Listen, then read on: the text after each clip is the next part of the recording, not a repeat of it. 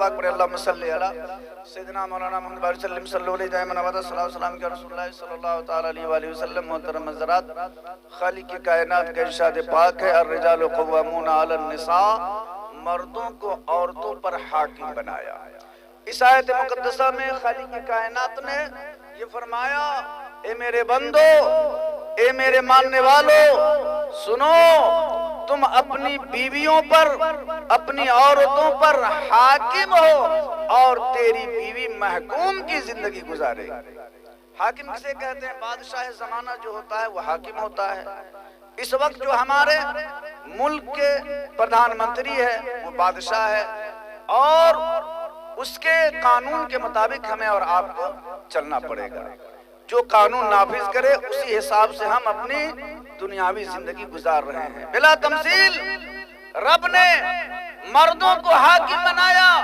اے مردو، تم اپنی بیویوں پہ شریعت اسلامیہ کے قوانین نافذ کرو، تیری بیوی اس قانون کے حساب سے زندگی گزارے گا.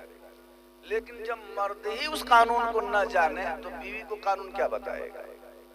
مرد ضرور حاکم ہے، مرد بادشاہ ہے، لیکن ضروری یہ ہے کہ وہ بادشاہ کی حیثیت سے رہے اور عورت رعایا کی حیثیت سے رہے.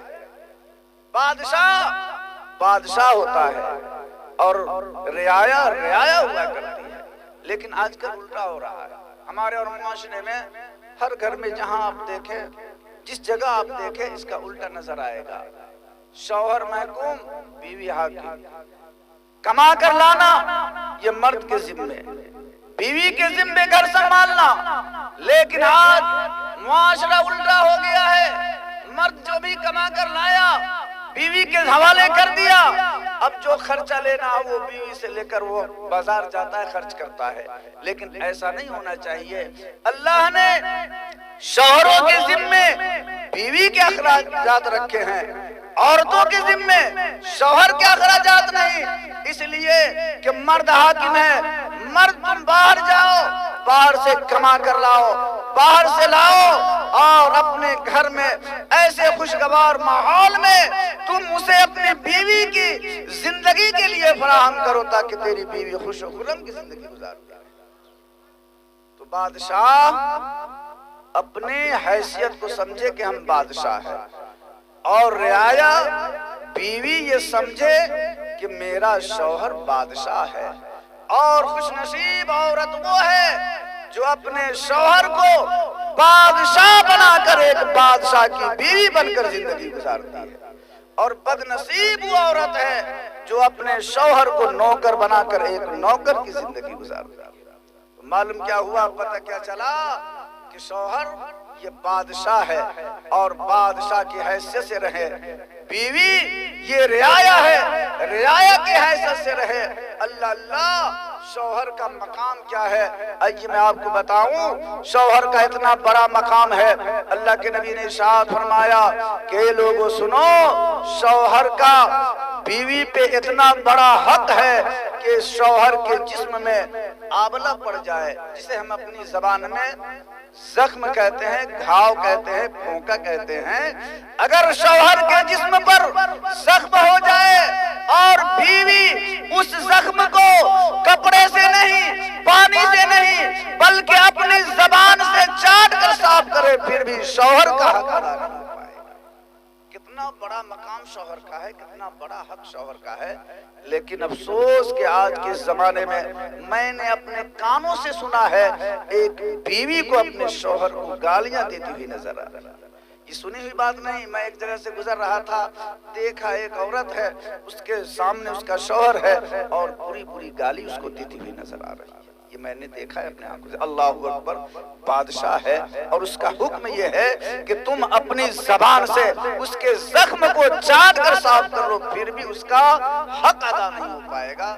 بھلا وہ کتنی بد نصیب عورت ہے جو اپنے شوہر کو گالیاں دیتی ہوئی نظر آتی ہے. اللہ خیر کرے، اللہ رحم فرمائے. اور دیکھیے ان عورتوں کا مقام کتنا بلند و بالا ہے، لیکن یہ عورتیں اپنے مقام کو سمجھے.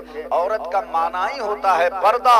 عورت پردے میں رہنے کی چیز ہے. لیکن آج کل اس دنیا میں، آج کل اس ترقی یافتہ ماحول میں لوگ یہ سمجھتے ہیں، کچھ لوگوں کا یہ کہنا ہے کہ مسلمان عورتوں کو پردے میں رکھ کر اس کو مقید کر دیا ہے، چہار دیواری میں رکھ دیا ہے، نہیں بلکہ مسلمان اپنی عورتوں کو پردے میں رکھ کر اس کی عزت کو بڑھا دیا ہے۔ آپ کہیں گے کیسے؟ تو آئیے میں آپ کو بتاؤں۔ سونا جانتے ہیں نا، سونا چاندی کتنی قیمتی چیز ہے۔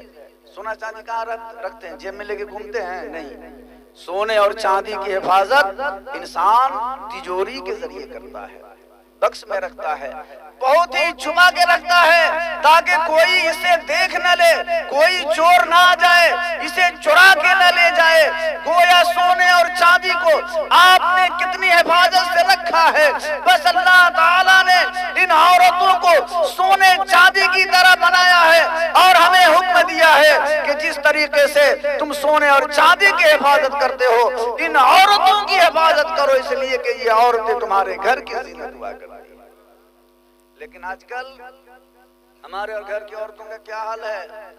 جب کہیں جائیں گے باہر تو بن سنور کر اچھا سے اچھا جو لباس ہو وہ پہن کر، جبکہ کوئی بھی عورت جب اپنے گھر سے نکلتی ہے تو اللہ کے نبی ارشاد فرماتے ہیں کہ جب تک کہ وہ باہر سے گھر نہ آ جائے اللہ کے فرشتے کی لعنت ہوتی ہے۔ یہ بناؤ سنگار اپنے گھر میں ہونا چاہیے، باہر نہیں، اس لیے کہ شوہر اور یہ بیوی ایک دوسرے کا لباس ہے۔ اللہ کے نبی نے ارشاد فرمایا کہ عورتوں سنو، تیرے لیے تیرے اوپر سب سے زیادہ اگر کسی کا حق ہے تو شوہر کا حق ہے۔ ایک مقام پہ اللہ کے نبی نے ارشاد فرمایا کہ اللہ کے علاوہ سجدہ ہم کس کو کرتے ہیں؟ اللہ کو، ایک اللہ کو ہم پوجتے ہیں اور اللہ کا سجدہ کرتے ہیں، اللہ کے علاوہ مسلمان کسی کا سجدہ نہیں کرتا۔ اللہ کے نبی ارشاد فرماتے ہیں اے لوگوں سنو، تمہارے شوہر کا مقام یہ ہے کہ رب کے علاوہ، اللہ کے علاوہ اگر کسی کا سجدہ کرنا جائز ہوتا تو میں اپنے عورتوں کو حکم دیتا کہ تم اپنے شوہر کا سجدہ کرو۔ اللہ اکبر، اتنا بڑا مقام ہے شوہر کا، اتنا بڑا حق ہے شوہر کا بیوی کے اوپر۔ لیکن آج ہمارے گھر کی عورتیں، آپ کے گھر کی عورتیں، ہماری ماں بہنیں اس حق کو پامال کرتی ہوئی نظر آ رہی ہے، اس حق کو سمجھتی نہیں ہے، بلکہ شوہر کہیں سے آئے تو بیوی کے لیے یہ حکم ہے کہ اس کے ساتھ خندہ پیشانی سے پیش آئے، تھکا مادہ کہیں سے آئے شوہر تو اس کی خبر گیری کرے اور اس کی خیریت کے ساتھ اس کے سارے چیزوں کا انتظام کرے۔ بہرحال اللہ تعالیٰ نے مردوں کو حاکم بنایا ہے، عورتوں پر تو حاکم کی حیثیت سے زندگی گزاری ہے، اور بیوی محکوم ہے، محکوم کی حیثیت سے رہے۔ اور جس گھر میں یہ بات پیدا ہو جاتی ہے کہ مرد حاکم ہے، مرد کو حاکم سمجھ لیتا ہے، بیوی محکوم ہو جاتی ہے، اس گھر میں لفڑے اور جھگڑے کی بات ہی نہیں ہوتی ہے۔ اگر ایسا ہے تو آپ کر کے دیکھیں۔ اور آئیے اسلام میں، اسلام وہ مذہب ہے جس میں ایسا حق اور ایسے حقوق کو اسلام نے سارے حقوق کو بیان فرما دیے ہیں۔ اے شوہر تمہیں اپنے بیوی کو کیسے دیکھنا ہے، اے بیوی تم اپنے شوہر کو کیسے دیکھو، تم اپنے شوہر کو کیسے خوش کر کے رکھو، اسلام میں ساری چیزیں بتا دیا ہے۔ لیکن شرط یہ ہے کہ ہم اس پہ عمل کریں، تو اس لیے کہ ہمارے لیے عمل ضروری ہے۔ آج ہمارے اور آپ کے معاشرے میں دیکھیے، عورتیں ابھی کوئی آدمی آ جائے شادی بیاہ کے علاوہ اور آپ سے کہے ہمارے اور آپ کے گھر کی عورتوں کو کہ ایک گانا سنا دو، ہم 10 روپیہ دیں گے، کیا سنائیں گے؟ نہیں سنائیں گے۔ لیکن آج جب شادی بیاہ کا موقع آتا ہے تو عام کھلے طور پر گھر میں نہیں، جبکہ عورت پردے میں رہنے کی چیز ہے۔ اللہ کے نبی نے ارشاد فرمایا کہ تم پردے میں رہو، اور پردے میں رہ کر جب قرآن کی تلاوت عورتیں زور سے نہیں کر سکتی، قرآن پڑھے گی اتنی آواز سے پڑھے گی کہ چہار دیواری کے اندر اس کی آواز سنی جائے۔ قرآن یہ عظیم کتاب ہے، یہ وہ کتاب ہے جس میں کوئی شک کی گنجائش نہیں۔ قرآن وہ کتاب ہے جس کو اگر نہ پڑھے انسان نماز میں تو نماز نہ ہو۔ یہ قرآن سب سے عظیم کتاب ہے جس کو پڑھنے کا حکم یہ ہے عورتوں کے لیے کہ اتنی آواز سے پڑھو کہ تم گھر ہی میں اس کی آواز رہے. لیکن آج عالم یہ ہے، جب قرآن پڑھنے کا یہ عالم ہے کہ تم گھر میں پڑھو، آہستہ پڑھو، اتنی آواز میں پڑھو کہ تم گھر ہی میں اس کی آواز رکھ سکو، لیکن چی جائے کہ گانے کی آواز ہماری غیر مردوں تک پہنچ رہی ہے. مسلمانوں، اپنے معاشرے میں تبدیلی پیدا کرو، اپنے معاشرے میں انقلاب پیدا کرو. ترقی یافتہ دور یہ نہیں ہے. ترقی یافتہ دور کا مطلب یہ نہیں ہے کہ آج مسلمان اپنے شریعت کے دائرے کے علاوہ رہ کر زندگی گزارے، بلکہ ترقی یافتہ دور میں ہم شریعت کے مطابق اپنی زندگی گزارے تاکہ ہمیں یہاں بھی کامیابی ملے، میدان قیامت میں ہمیں کامیابی. اسی لیے ضرورت اس بات کی ہے کہ ہم اپنے معاشرے کو سدھاریں، ہم اپنے ماحول کو سدھاریں.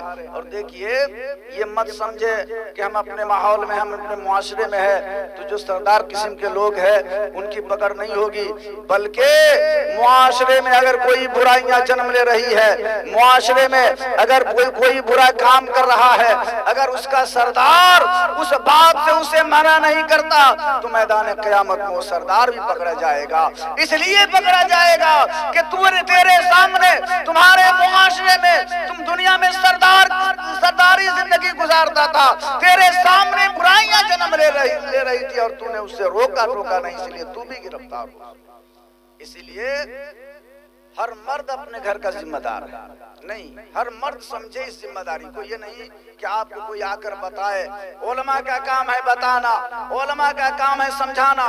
علماء آ کر آپ تک یہ بات پہنچائیں گے اور میدان قیامت میں رب آپ سے پوچھے گا کہ انسان بھلا بتا تو دنیا میں رہ کر کیسی زندگی گزارا ہے. آپ کہیں گے کہ مولا مجھے معلوم ہی نہیں تھا. رب تعالیٰ جب فرمائے گا تو یہ اعضائے جسمانی بولے گا، یہ ہاتھ بولے گا مولا، یہ زبان، یہ آنکھ، یہ کان، سارے اعضاء بولیں گے مولا یہ تیرا جھوٹا بندہ ہے. فلاں مقام پہ، فلاں جگہ پہ ایک عالم صاحب آئے تھے، انہوں نے سمجھا کر گیا لیکن اس نے عمل نہیں کیا. اسی لیے ہر مرد کی ذمہ داری بنتی ہے کہ اپنے گھر میں اسلامی ماحول پیدا کرے، اسلامی انقلاب پیدا کرے. اسلامی انقلاب پیدا کریں گے تب جا کے آپ کی زندگی خوشگوار زندگی گزرے گی اور یہاں بھی کامیابی ملے گی، میدان قیامت میں بھی کامیابی ملے گی. بس انہی چند باتوں کے ساتھ میں اپنی گفتگو کو ختم کر رہا ہوں. مولا تعالی ہمیں اور آپ کو اور ساری دنیا کے مسلمانوں کو یہ توفیق دے کہ شریعت اسلامیہ کے مطابق اپنی زندگی گزارے. سب لوگ پڑھ لے استغفراللہ ربی من کل ذنب و توب الیہ، لا الہ الا اللہ محمد رسول اللہ.